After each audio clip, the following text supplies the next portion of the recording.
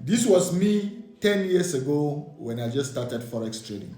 Yes, this was 2015, end of 2014, going to 2015, when I just started Forex trading.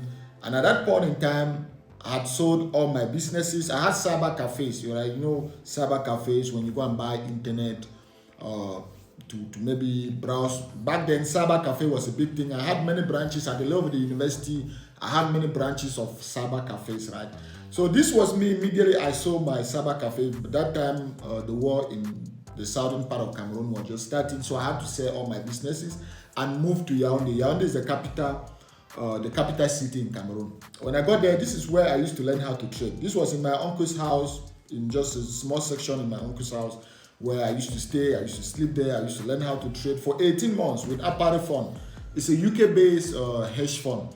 So the UK-based hedge fund actually trained me for 18 months. I was paying $200 every month for 18 months. $200 in Cameroon is almost like 130,000 francs. And I was paying that for 18 months to learn how to trade. All right, that's just to tell you the sacrifices people make when they actually want something, when they actually want to achieve success on something. And besides, I was a pioneer. I was the first person in the entire country to ever trade Forex. Back then, there was no one in Cameroon. No one. I mean, not even a single soul that you could ask any advice concerning Forex trading. And how did I come to know Forex trading? All right, it's a nice story time you guys have all asked. How did I come to know about Forex trading back then? I had a cyber cafe, that was number one. I studied agriculture. I have a degree and master's, for those of you guys who don't know. I have a degree in agricultural economics and agribusiness and master's in international business. So my economics background has also helped me a lot in trading, but I'm not saying you needed to succeed, but it has helped me tremendously in my trading. So while at the level of the university, I've always been an entrepreneurial person. I was born in an entrepreneurial family. My father is an entrepreneur. My family is an entrepreneurial family, right? So when I got to the university, since I was studying agriculture, I started opening my own farms. I had tomato farms. I had cabbage farms. I had all of that because I was practicing what I was studying at the level of the university. And at the same time, I also opened cyber cafes. I remember borrowing money from my high school mate. I think that was about 3 or 4 of them. So I had to borrow money from them to buy a 3-in-1 printer. These small 3-in-1 printers. I even have one here in my office. So I bought this 3-in-1 printer and I was using it to do typing, printing, scanning for other students in my bedroom. So that business grew to the level where I could now open a cyber cafe, something I started in my room. In Sosoliso, those of you guys who are from Cameroon, you understand, in Sosoliso, it was just in my bedroom, and I started that business there, and it grew to the extent where by the time my program was a 4-year program, and by the time I was graduating, I had a total of 4 different cyber cafes across the Southwest region, or across Boya. Then by the year I was graduating, the war in Cameroon started, and I had to sell everything and move to Yaoundé. So while I was having those cyber cafes, I thought to myself, okay, I'm paying this internet every month because cyber cafes, you need internet to sell internet to people, right? So I'm paying this internet every month. Let me look for something on the internet which I can be able to do legally that can supplement that income. Let me look for legit ways I can be able to make money on the internet. I stumbled on freelance. I used to do freelancing where you come and do typing, people pay you. I used to do Upwork. I used to do mega typers. I used to do all of that on the internet. Then there was a day I stumbled on Forex trading. Forex trading, they do aggressive marketing. So there's an ad I saw on the internet saying, start Forex trading. I asked myself, what is Forex trading? And then I went into it. I signed up an account with IQ options. I started trading with IQ options, thinking I was trading Forex. I traded with IQ options for almost about 6 months, thinking I was a Forex trader. And how did I know that I was trading binary options instead of Forex trading? There was this day, back then I was still in Cameroon. Now I don't live in Cameroon. I'm already out of Cameroon, but back then I was still in Cameroon. I went on this South African Forex group because back then South Africa was the hub of Forex trading, not only in Africa, but in the whole world. Everyone used to look up to South Africa.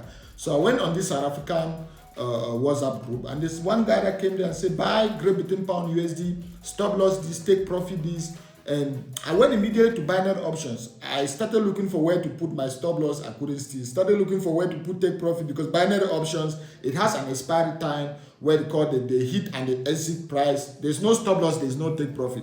So I went back to that group. I was so furious. I was like, how can you provide a signal without telling us how to use it? Then the guy asked, what are you using? I said, IQ option. The guy said, bro, you've been trading binary options, not Forex trading. So that was a moment which has a turn in my life, and I had to take a step back, register on Apari Fund, and they trained me for 18 months on how to trade Forex. So that was how I got into Forex trading. That was how I got to know Forex trading, and I became profitable the end of 2018 way into 2019. And at that point in time, Apari Fund, since I was trained by a hedge fund, they gave me a $200,000 account. It's not a prop firm. Hedge fund, they give you the funds. They deposit the funds and they always just give you the lock-in details. So they gave me $200,000 to trade, and I made my first $50,000 from that $200,000. They kept 50%. Back then, for hedge funds, you keep 50%. There were no prop firms back then, no prop firms. So you keep 50%, the hedge fund keeps 50%. So I was paid almost about $25,000, which was in Cameroon was more than 20 million by then. And that was it. That was a turning point in my life. I bought my first small car. You can see Toyota Viz. Bought my first small car, and then opened a graphics center. Since graphics and cyber cafe was what I did, I went back to Boya, opened a graphics center business there, and then used the rest of the money to process my documents and move out of Cameroon. Why did I move out of my home country? Why did I move out of Cameroon? Number one was just because Cameroon didn't have the enabling environment that I actually needed to succeed. It was very difficult for me to deposit funds into my trading account. It was very difficult for me to withdraw funds because of the SWIFT system. The SWIFT system wasn't working back then in Cameroon. I don't know if it's working today, but back then the SWIFT, you couldn't deposit money and withdraw with the SWIFT code and all of that. So it was so difficult for me to do that. I was like, okay, let me migrate to a country where now I have the means. I can actually go to the country that can allow me to succeed on something I actually like. I love Forex trading to the extent where I could leave my home country. So back then I did my research. The two countries that were in my mind or the hubs of Forex trading in the way back then, you had South Africa was number one and the United Kingdom. So I was like, okay, South Africa is close to home. Obviously, I'm going to see my African food there, stuff like that. And that was why I chose South Africa. And I moved to South Africa in 2019, I think 6 to 7 years ago. And that was the best decision I ever made. Today, I've traveled to more than 50 countries. I have residency, something you guys don't also know. I have residency in a couple of countries. I can still go to UAE and live in UAE without any problem. Live in South Africa. I have residency in South Africa. I can live in South Africa without any problem. And I have Cameroon ID. I can still be able to, I don't need to show our private information here, even though TikTok is gonna, suspend my video. So I also have a Cameroon ID, can go there and still live without any problem. So that's the freedom Forex trading can give you, and that's the transformation you can actually have if you go in something you actually love with your 100% dedication. I gave all in Forex trading, and today, if I'm counting my success, I'm only counting on the number of students I've transformed. One prayer I used to do back then was, God, make me to be profitable because it took me 3 years of blowing accounts. I used to tell God, make me to be profitable in Forex trading, and I promise I'll teach another person how to trade.